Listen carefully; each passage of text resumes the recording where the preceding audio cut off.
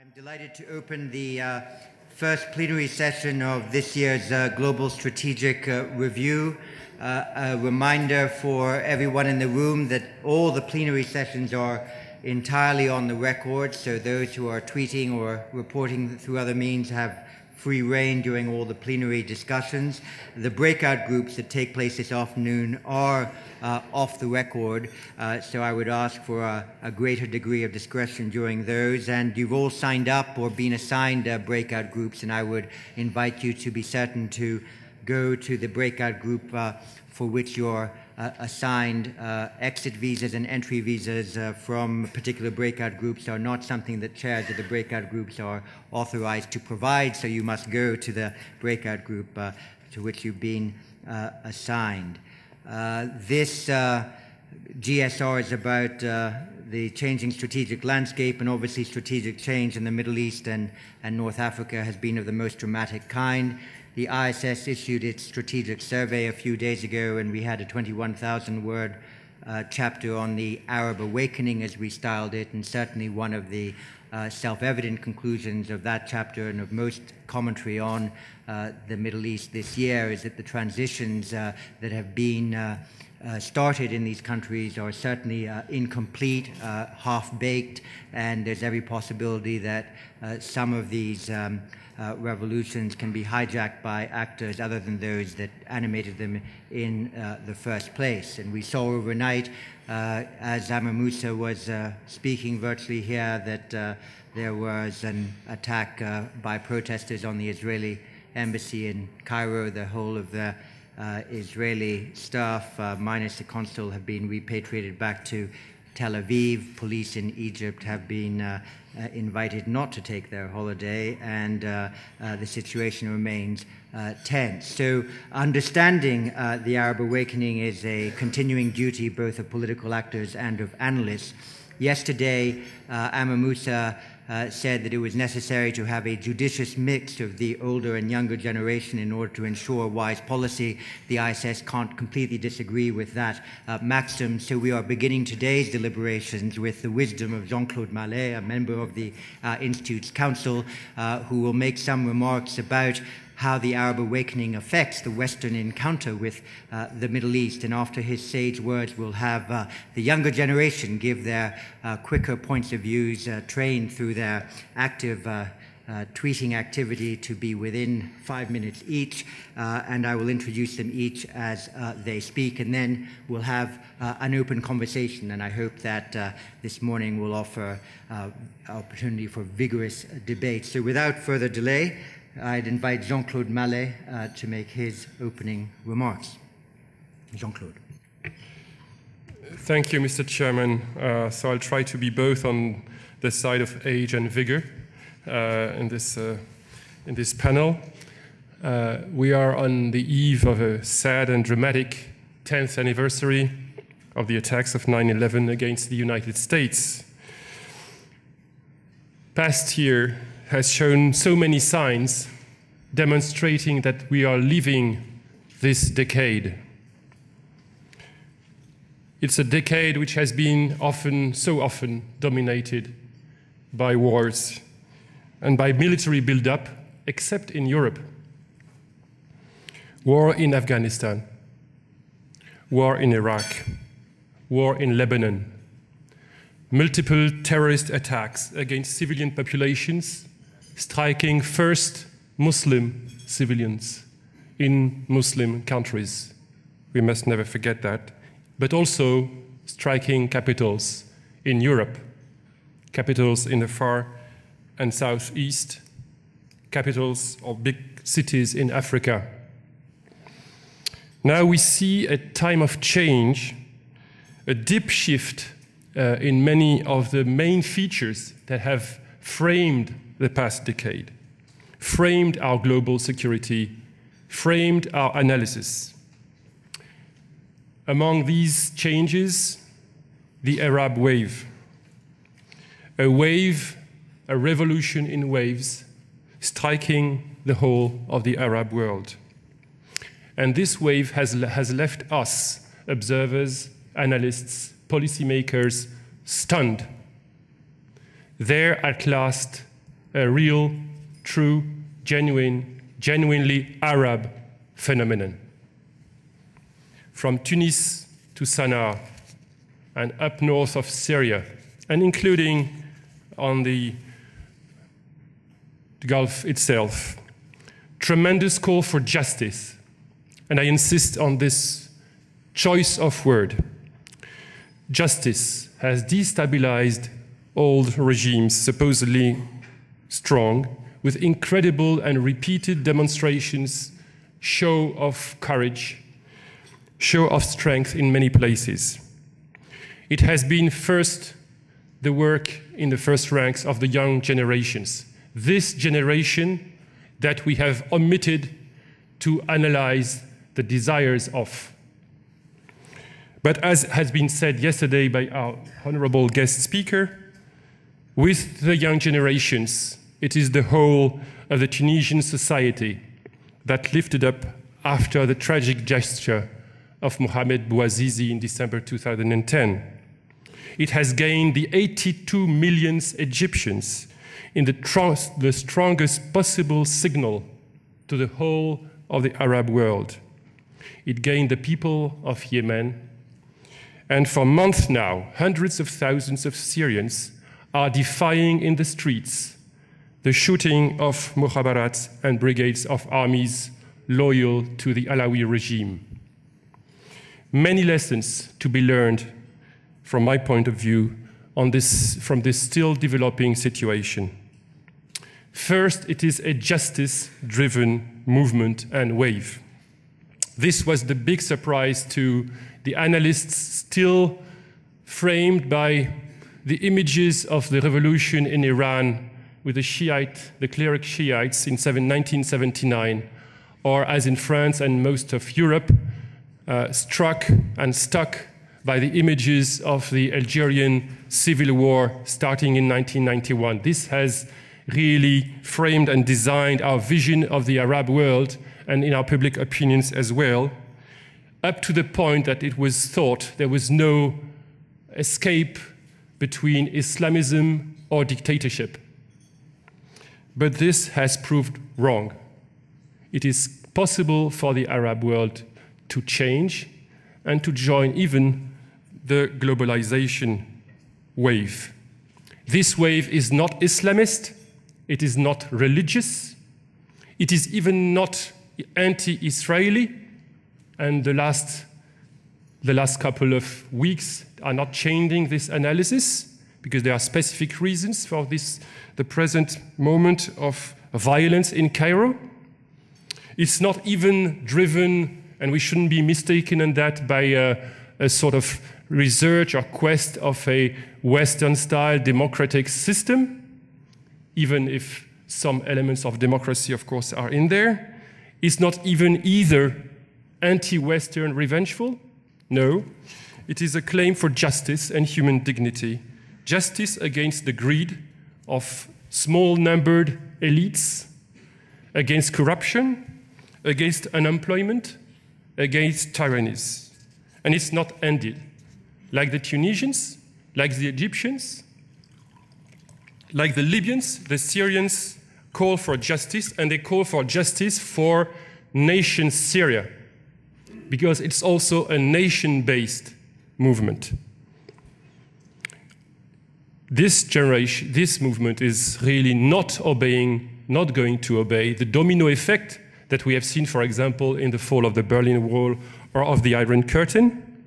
But it is really about the nation, the real nation, the whole nation, and those who try to divide the nation or to try to invent enemies to the nation are repelled outside of the biggest movements, as we can see today in Syria. However national, this movement is contagious, and this contagion is not ended. It's not finished, and it will last for a moment, maybe for years. We have not seen the end of it, because for these Arab populations, the wall of fear has been brought down. The fear is on the other side. It has changed camp, as we say in French. Solutions will be national, But solution will be also nation inclusive in some of the countries, and we hope in most of the countries, and they should be encouraged, but it will spread. What is going to come next, not only in those countries, but outside of these countries? Justice for Palestine, justice for Iraq, justice for Lebanon? We don't know yet. Third point, foreign intervention. Foreign intervention has been and must remain an exception. To an exceptional situation and environment, there has been an exceptional answer. And I think it should remain so. After a decade of all-out interventions in all spaces of the region, the restraint from the US administration is not bad news, it is good news.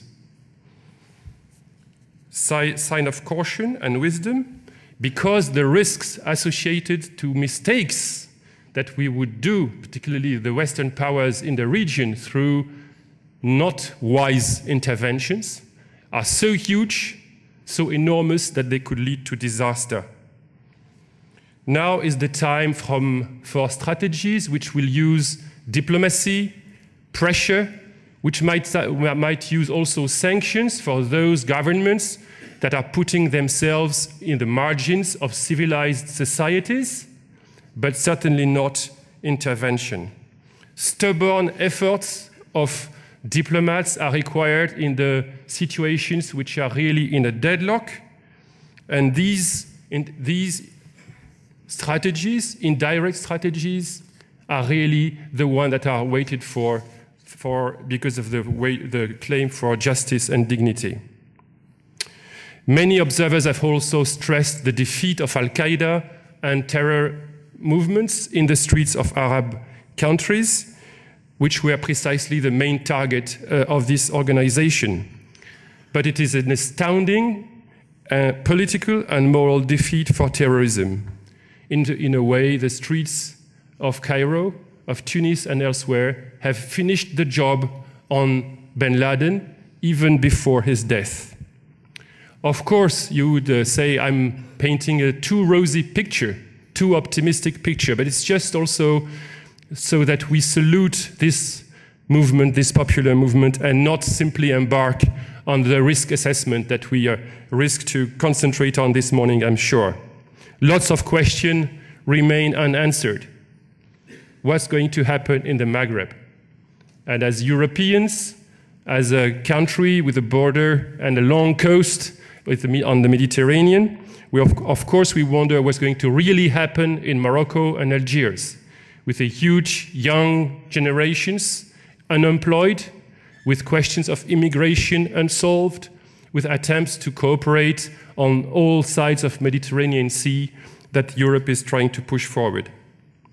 Second, big question, the impact on the environment of Israel. And it's a question to ask for us now today particularly, yet unknown. The uprisings have happened in a moment in which, in the Near East, the situation was, and it already is, still is approaching a very dangerous moment. Because the negotiations are, as you know, in a deadlock, and also because the situation on the ground in Palestine is slowly but surely and very clearly evolving in such a way that a two-state solution someday will clearly happen to be impossible. Therefore, we are in a deadlock, they are in a deadlock, there is no palatable alternatives on the table, and in this impasse, any drama can occur. Any drama will occur if no pressure intervention in favor of peace is not developed in the coming weeks and months. The geopolitical environment of this region is not stabilized. This stabilization, the transition, is asking for peace, requires peace and serenity if we want it to be developing in a positive way. Therefore, my hope is that this uncertainty of the environment is going to trigger restraint and not the desire for adventures. My hope is that this environment will really push those countries with influence on the region, with the greatest influence, to really act in favor of peace and restraint. As one observer recently pointed out, wars and dictators are really the ultimate last allies of Al-Qaeda and this kind of groups. They must be contained. Huge problems remain to be solved and are untouched. I'll just quote them quickly before giving my last remarks. The fight for economic growth, the nuclear military program of Iran. We heard yesterday it was not certain or certified by the IAEA. I belong to a country, a government, a number of specialists who think it does exist, it is proven, and it is recognized. Therefore, it is destabilizing, and it's one of the little bit under the carpet at the moment, but so very important, crucial, and even vital for the region and the wider world that we have ahead of us. The divisions between Sunnis and Shiites remains a big fracture in the region, and lessons from the movement have not yet been openly drawn by radical Islam political movement with a political agenda, and this has yet still to be uncovered. Obviously, so many risks are on the table and can be analyzed, but as I said, let us salute the nature of this popular movement and rejoice with the pride of the Arab citizens recovered. Let me now turn quickly towards the more global aspect of the present changes. First, this movement has an impact globally in the whole of the Muslim world. It will echo, it is already echoing in many places around the world. I'm thinking of the countries in Asia with Muslim majorities. There is a new pride there because the image of fatal defeat or injustice has been smashed. New opportunities for dialogue and cooperation also may arise, particularly between religions. Meanwhile, around the globe, including in Asia and Africa, regimes which are relying mostly on police and enforcement services are scrambling to try to analyze the consequences and how to control the social networks that have been a real big impulse in these movements. Governments in Asia, for example, also analyze today what is the possible impact, what are the possible developments in the region in which they have more and more interest. Asia is there. Asia is in the Gulf. Asia has interest in the Middle East and may have even more interest in the northern part of Africa in coming decades. These are newcomers, quote unquote, in this region, and we better be very attentive to these new developments in our analysis.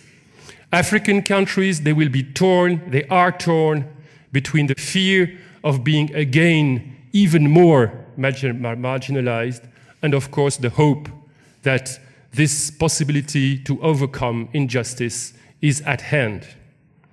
But it's probably the United States' change of posture, of strategic posture, which is the most important for the global impact. Withdrawals from Afghanistan, from Iraq, elimination of bin Laden, coupled with I shouldn't say unprecedented, but very severe financial and economic crisis, itself associated with political gridlock. Well, this is an enormous change, a sea change if you compare these data to the one that have been dominating the past decade.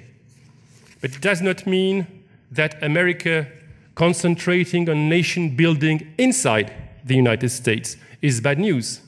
It will retain a global role, but most likely, at least for a while, through the control, cautious but determined, of global commons.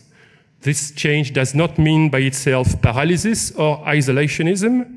It is not a surprise, but of course it should be analyzed in its consequences for the international world order. I would even say we might find ourselves in a few years faced with a freer America, freer to implement its strategy around the world if it maintains, of course, the necessary tools and means for that purpose.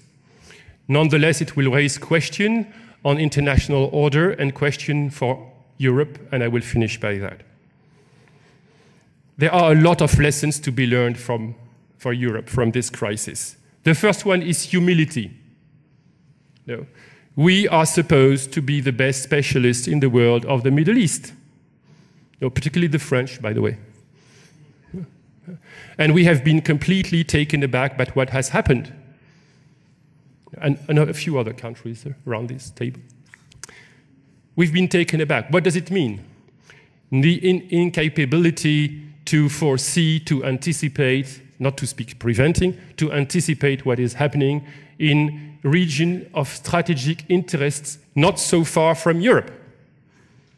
It means that it imposes to us a duty to invest in the knowledge, in the intelligence, in the analysis, in the research on all these countries around Europe. And it could be not only south, it has to be east. So we have to invest heavily on our knowledge of what is just around Europe. Second lesson, among others, it would be good if Europeans would resist the temptation of fear and all-out protection policies. No. These developments are welcome. They can offer new opportunities. Of course, they are risky. We can talk about that. But in all, they are welcome. There are convergences of interests between these movements and the strategic interests of Europe. Therefore, if we are not open, we miss opportunities.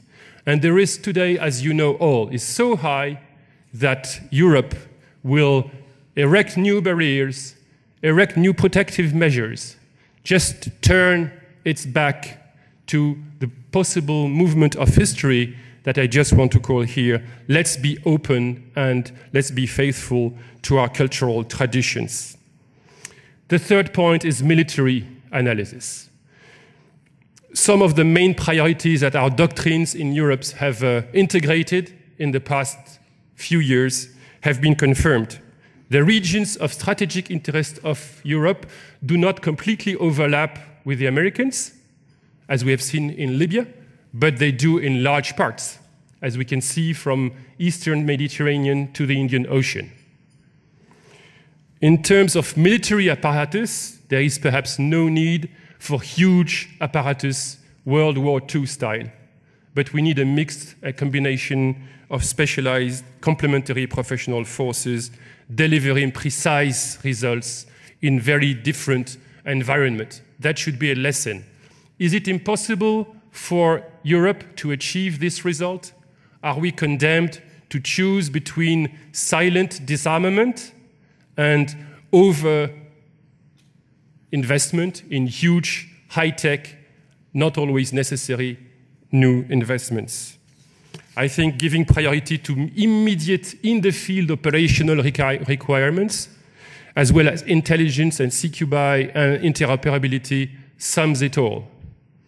They will be key to our credibility. And last but not least, as a conclusion, I do not resist the temptation to underline the importance of an integrated military command structure, the kind of which France has been involved in NATO, since we have decided in 2008, through the decision taken by the President, Nicolas Sarkozy, to join the NATO command military structure. As far as I know, French involvement in NATO military command did not in any way impede France from taking a leading role in the answer to the threat on Benghazi. It did not impede us to be a really driving force, both militarily and politically. And this is a welcome development. It is not a threat to European defense. I think it's a pleasant way to conclude my contribution to your debate on the really strategic impact of the changes in the Arab world. Thank you. Jean-Claude, thank you very much. For those of you who don't know, Jean-Claude Mallet was the chair of the committee for the French Defense White Paper of 2008 and reported directly to President Sarkozy on its work. And having heard the intellectual sweep of your opening statement, I think everybody in the room now understands why the French Defense White Paper of 2008 was a genuinely strategic document. We'll now move to responses and quick thoughts from the younger generation, as it were, presented here. And I'd like first to invite Issandr El Amrani, who lives in Egypt, to give his reflections. Issandr.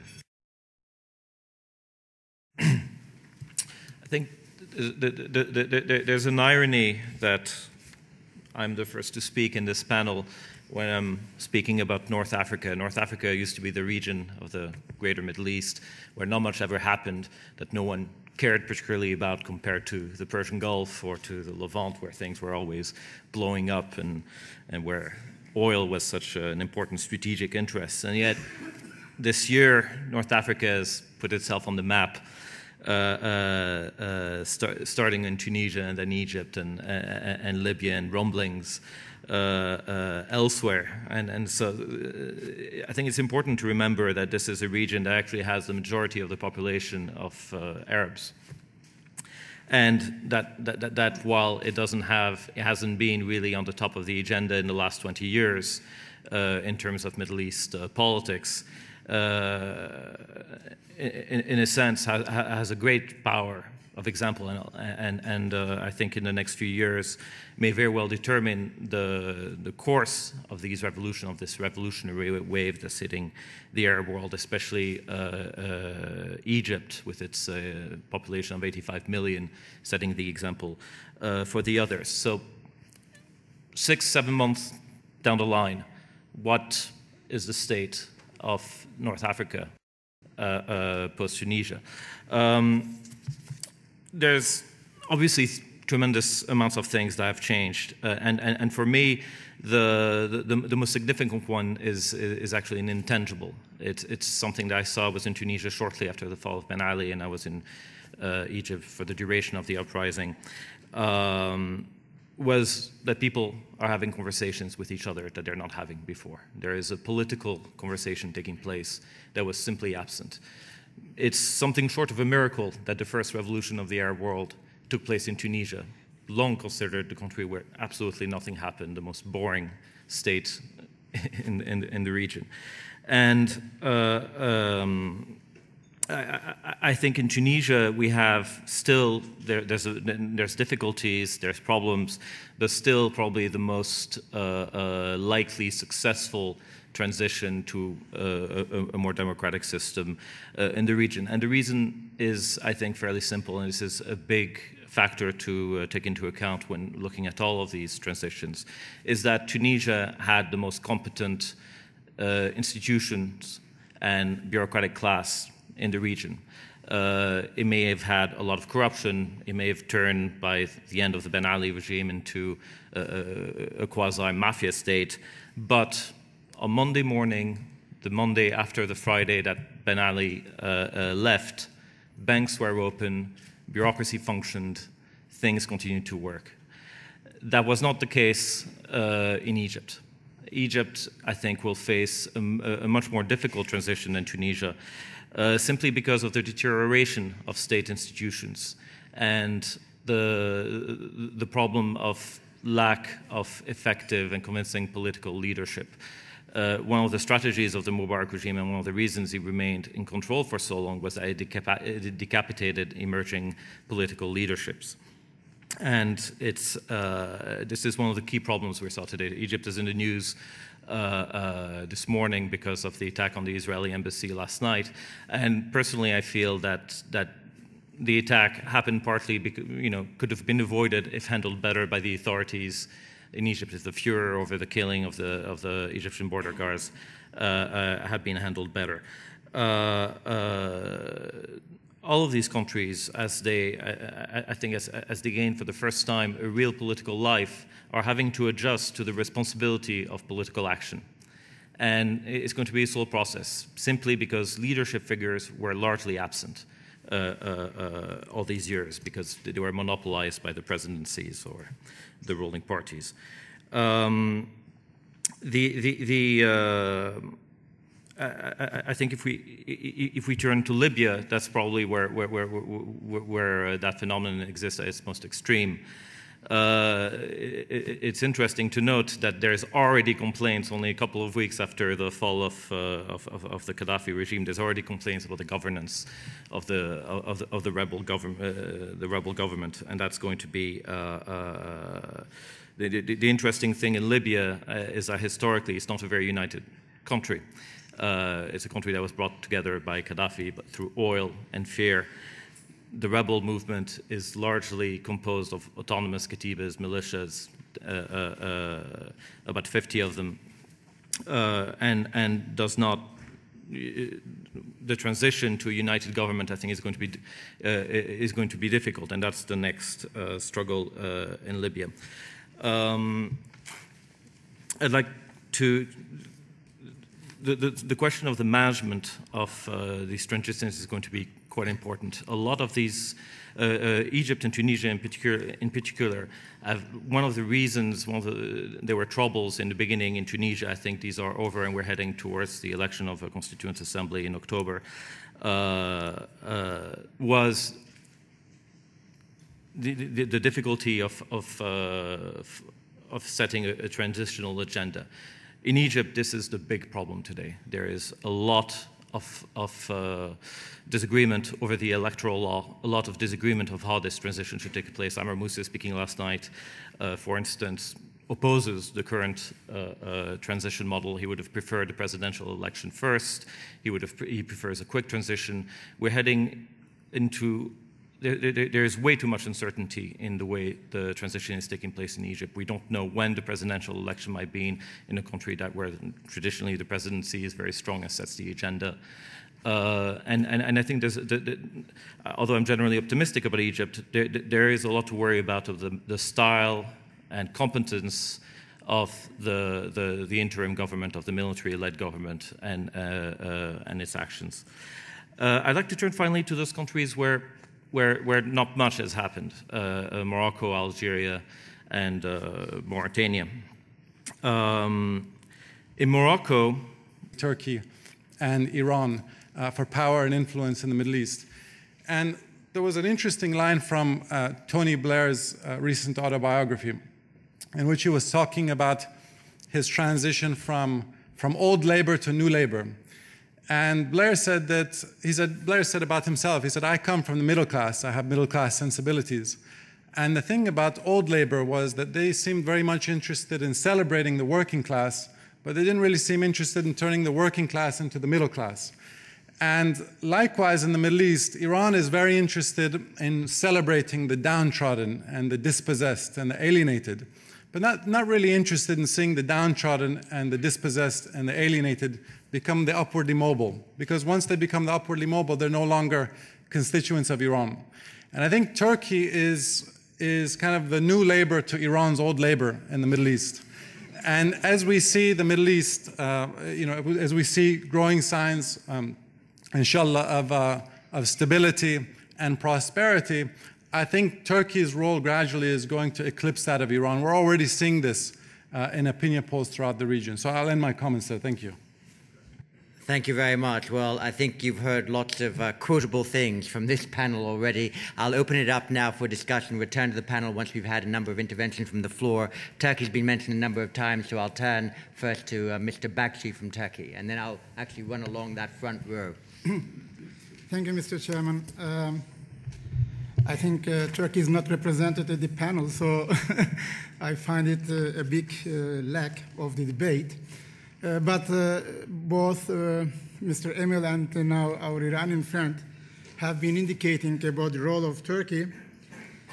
Indeed, Turkey is at the moment having a lot of troubles with the neighboring countries. So zero problems with neighboring countries became several zeros with the neighboring countries. In particular, Turkish-Israel relations at the moment are not very well, and Turkey seems to be the leader in the Palestinian issue while taking Hamas also somehow under protection, which is very much discussed also in Turkey. What Turkish government is doing does not enjoy the total support of political parties and public opinion.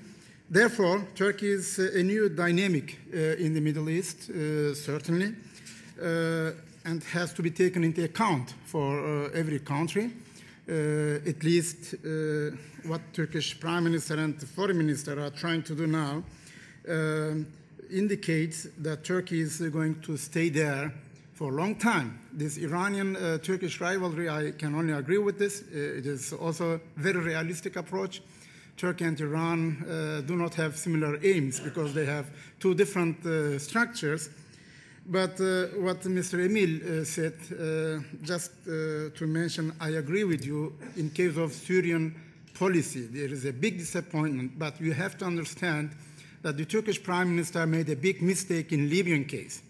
When Libya was attacked, bombed by NATO, and the decision was taken, he said first, what hell NATO is looking in Libya, and 1 week later, Turkey became the headquarters for NATO operations. So we call it political pragmatism. So the Turkish government is living between political pragmatism and ideological, if you want, with more Islamic flavor in the minds of the Turkish government. And this is a problem also for many people in Turkey. Last but not least, two countries in the Middle East have now troubles with Turkey, or Turkey has troubles with those. This is Israel and Syria. The Turkish president said that the Turkish government and state does not trust anymore to Syria. This is unique. Just 1 year ago, they were the best friends, Turkey and Syria. Now, this influence on Syria is abolished. Concerning Israel, afternoon, we are going to have another panel. But I repeat it here again. Many people in Turkey, the majority, is not happy that Turkey is having troubles with Israel.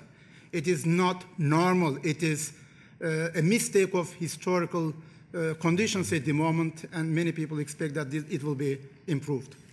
Professor, thank you very much indeed. Ms. Al-Khirbi from the UAE. Well, maybe I would just like to highlight on this observation from the Arab upheaval that there is nobody immune, that change is coming soon or later, everywhere in the Arab world. The second thing which was missing from the panel, the rise of the Muslim Brotherhood. Actually, this is, yes, it's not only Europe, also the Arab intellectual, everybody, our expectation, it wasn't that there will be a revolution. There will be a reform is coming from up to down. But the rise of Muslim Brotherhood, who took the lead in all these revolution, and I found it also that the role of the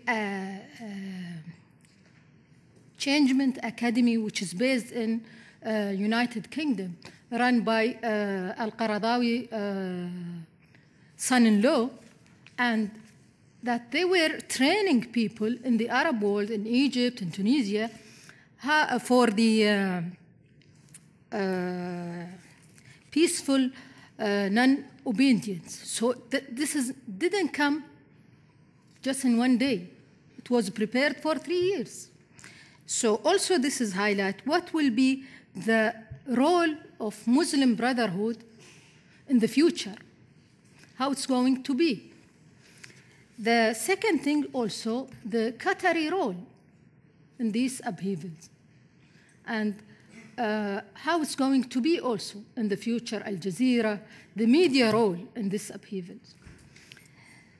I think I just want to ask Sadjadpour, there was a changing in Iranian position towards Syria after Sheikh Hamad visit to Iran. Is there a deal under the table between Iran and Qatar and Muslim Brotherhood in Syria?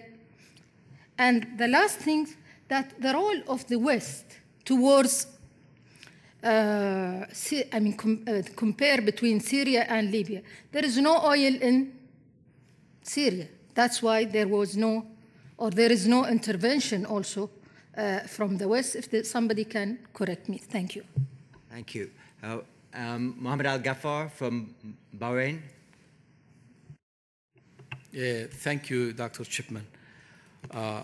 I don't want to repeat some ideas which my colleague, Dr. Qassemi, eloquently said. So I pick up from what Sheikh Sultan Qassemi said, that some people thought that the Bahraini regime will collapse in days or weeks. And I think for those who thought that they are really not knowledgeable what's the reality in Bahrain.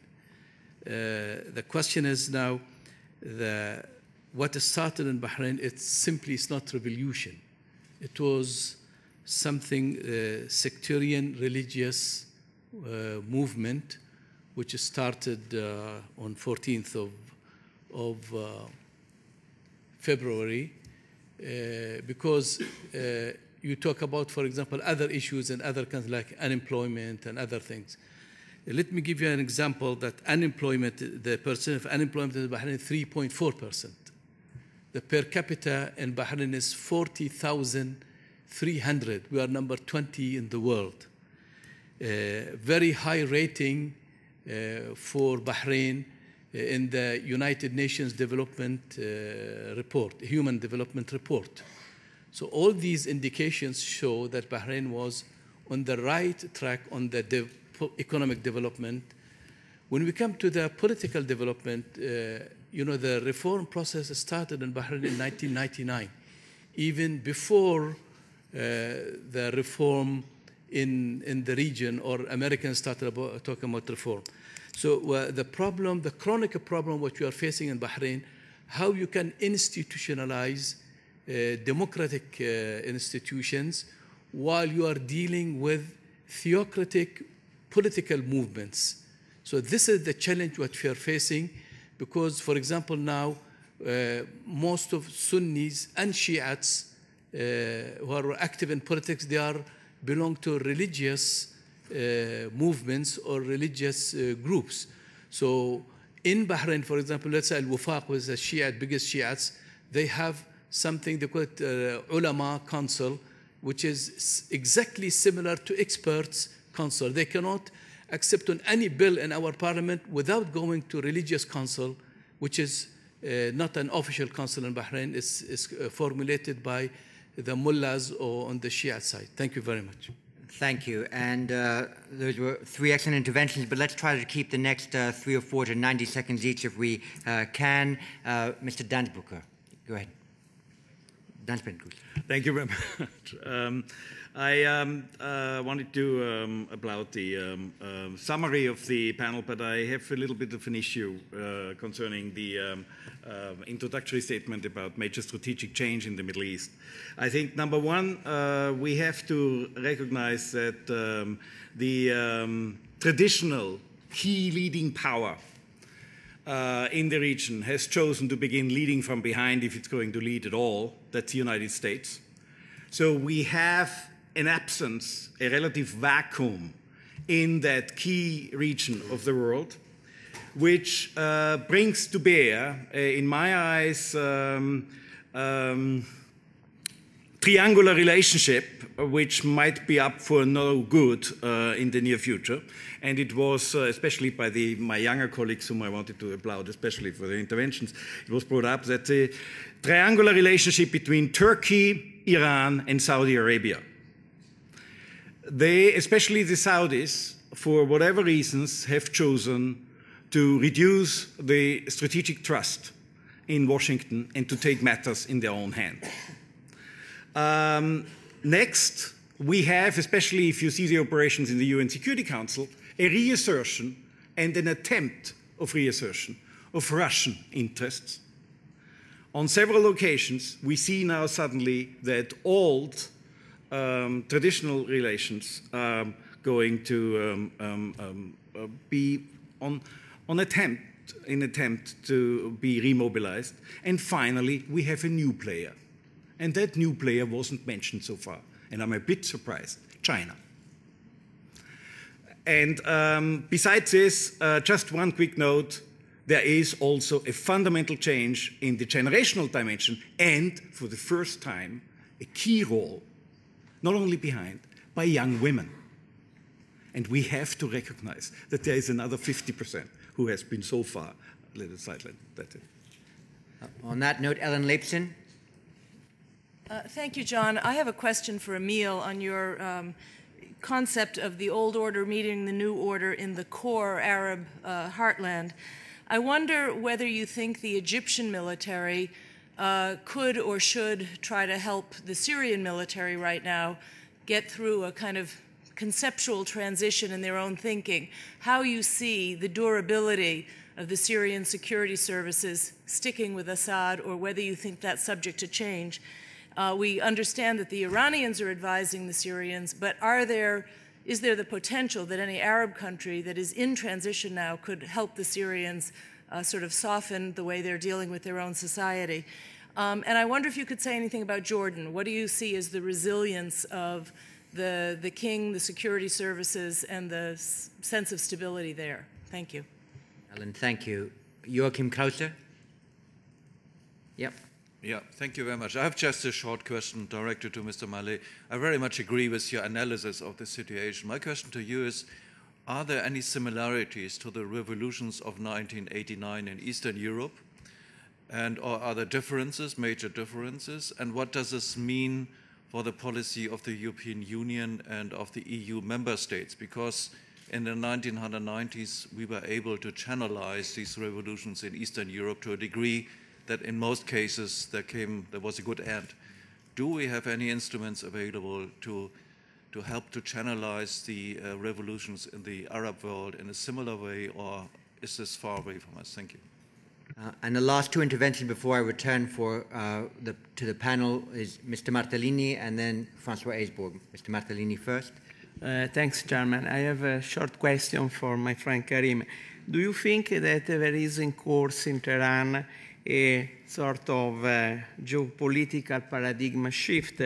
I was recently there 2 times, and I think that there is some thinking in the theocracy to move from the traditional Khomeini approach, post-revolutionary, to more pragmatic one, and this should display some hesitation to take a position vis-à-vis the Arab Spring.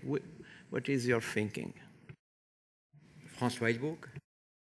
Yeah, in history, democratic revolutions tend to happen when a middle class emerges. This was true in Europe in the 19th century. The revolutionary class was the bourgeoisie, and the proletariat latched on occasion. In the Arab world, we do see the middle class being very, very active. And that leads me to the question. Saudi Arabia. The elephant in the middle of the room of the Arab Spring. No discernible, at least to an outsider, traces of unrest except in peripheral places like the Shias in the eastern province. No jobs being created. Nothing to do for the boys and the girls who have no jobs, and apart from drifting in shopping malls and doing stuff like that. What is going to happen there? To take the Lenin quote, which was put to us earlier on, what will the historians of the future think about our inability to think about the inevitability of change in Saudi Arabia? Excellent. Thank you very much. I think I'll go down the line in the same order as we began, and if each of you could pick the questions, both that were directed to you and which you honorably think you're most qualified also to answer, so you don't have to answer all the questions. Jean-Claude. Just two brief remarks. There was a remark on the role of Islamic groups in the revolution. I'm not saying, of course, there's not an Islam dimension. All these societies are very profoundly attached to Islam, are Muslim. But what I meant by that is not Islamic agenda driven. at least not until now. It doesn't mean that it will not come back in the electoral process, etc., but clearly it was not on the forefront, including in Egypt, where it could have been a major element, and instead it was considered by the crowds as conservative and not really directly pertinent in the debate, which doesn't mean it's not going to come back. That was the reason for my remark. As the 1989 parallel to Europe and what does Europe, could Europe do, I'd be very, very cautious. It's very different. It's very different because, as I said, there's no domino effect, the same sort of domino effect that you have between Hungary and East Germany, for example, at the start of the fall of the Iron Curtain, because waves of people and connection and the similarities of rejection of communist powers, etc., and you had to restore some sort of European space in a way, and European democracy across the board. This is a completely different set of events, even if the key word for justice seeking is present everywhere.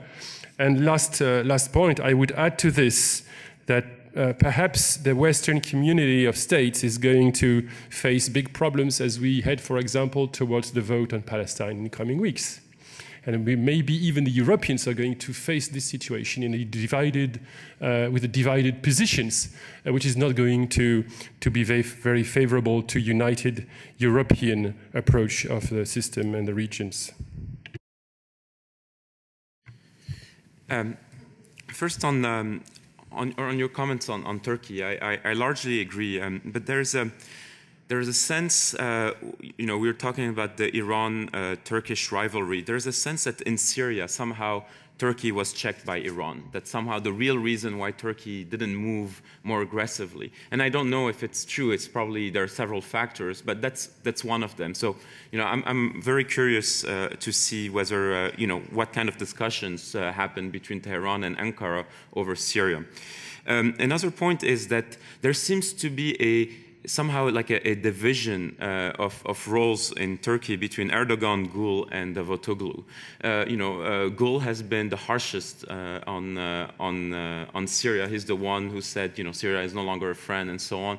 Erdogan is in the middle, and the foreign minister, who was the architect of the zero problem policy, seems to be, in a way, unable to really part with the investment he had put in Syria. So, there are questions about, how coherent Turkish foreign policy is.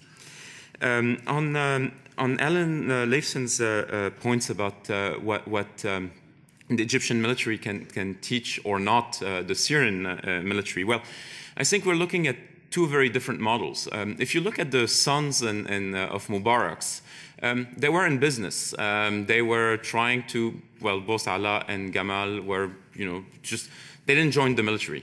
In the case of the Assad family, Hafiz Makhlouf,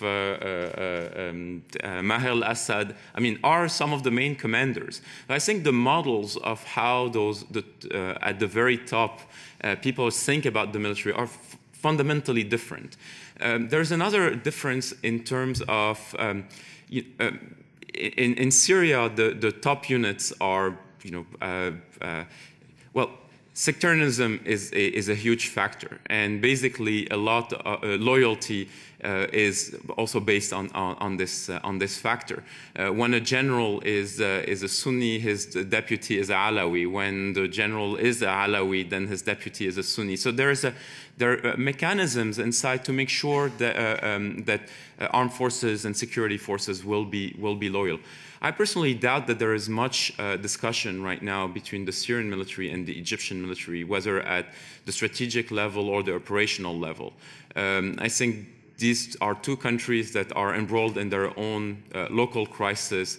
I doubt that there is much discussion going on. And I also doubt that the higher echelons of the Syrian military look at what happened in Egypt as a possible model.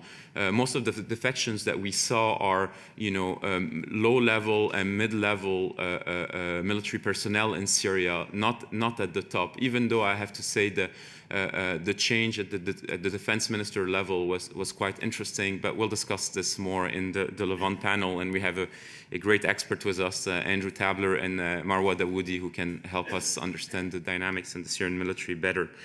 On the question of Jordan, I think Jordan is a bit like Morocco in the sense that first, you can replace the prime minister in terms of crisis.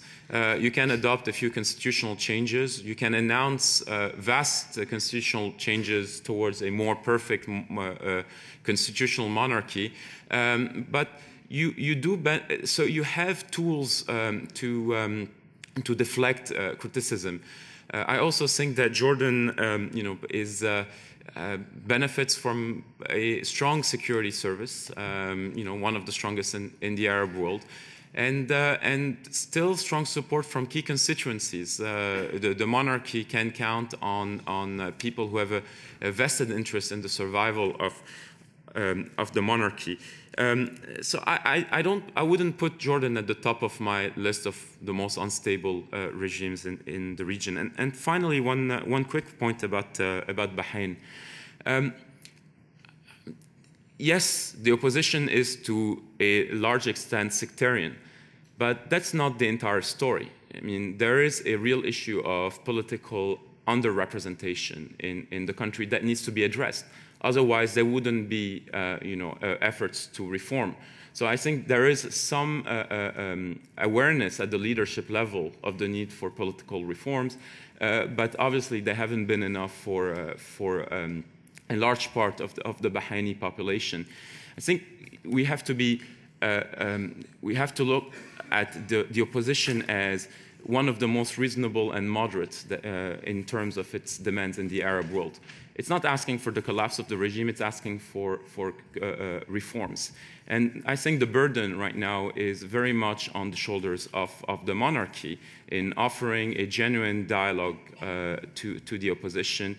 And actually, there's also an independent investigation commission, which is, a first in the Arab world, and Bahrain deserves credit for putting it together. The question is, once the lessons of this report, once the conclusions of this report are made public, what are the steps that will be taken by the Bahraini government? I will let Sultan. We've got a division of labor. Sultan al-Qassemi. First about Qatar. Today, Al Jazeera is an arm of Qatari foreign policy.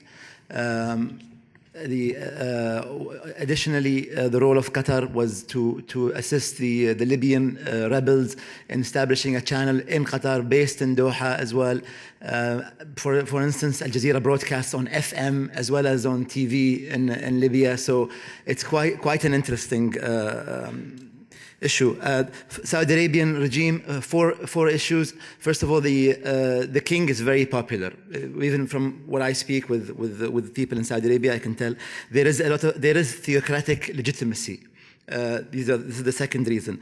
Number three, there is financial clout. $130 billion more or less will be spent in Saudi Arabia. Much of it will go towards the theocratic elements, and as well as creating jobs and job opportunities for the young.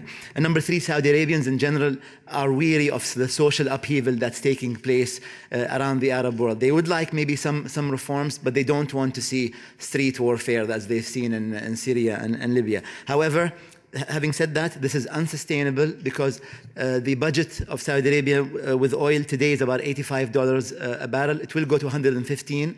So, plus there is the second issue of the generational shift in Saudi. These two things make the four elements that I mentioned in the beginning highly unsustainable. Thank you. To address the issue raised by Dr. Kitby on the Muslim Brotherhood, and one of the reasons I mentioned the Muslim Brotherhood is that there's going to be a panel in which we'll be talking about it a little bit later.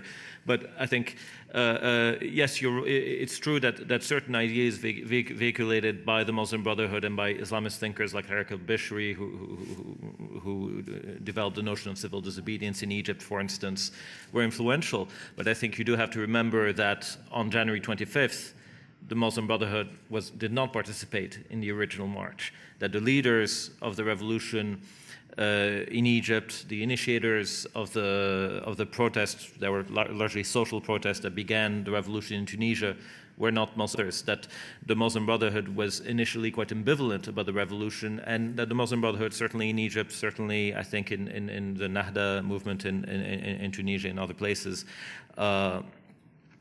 were ambivalent about these revolutions and had a position of that was not one of the revolution. I interviewed many Muslim Brotherhood leaders in Egypt before the revolution in the last few years, and they were always against the overthrow of the regime because they were afraid that another strong man might emerge or that the military would take place. One person put it in terms of a Napoleon emerging. Now, of course, that doesn't mean that once these revolutions haven't taken place, the Muslim Brothers and other Islamists are not some of the biggest beneficiaries. But I think we're likely to see, at least in the places where the revolutions have already taken place, the position of the Muslim Brotherhood in Syria, for instance, may be very different,